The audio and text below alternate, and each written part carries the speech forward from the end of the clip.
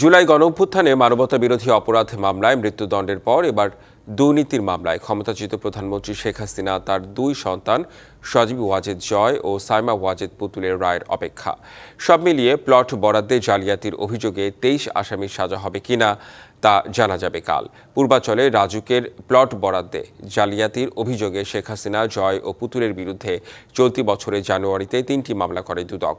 তদন্ত শেষে গত ১০ মার্চ ২৩ জনের বিরুদ্ধে দেয়া হয় অভিযোগপত্র। আর ৩১ জুলাই বিচার শুরুর আদেশ দেয় আদালত। সাক্ষ্য দেন ৯১ জন। শেষ পর্যায়ে আদালতে আত্মসমর্পণ করে নিজেকে নির্দোষ দাবি করেন রাজুকের সাবেক কর্মকর্তা খুরশিদ আলম।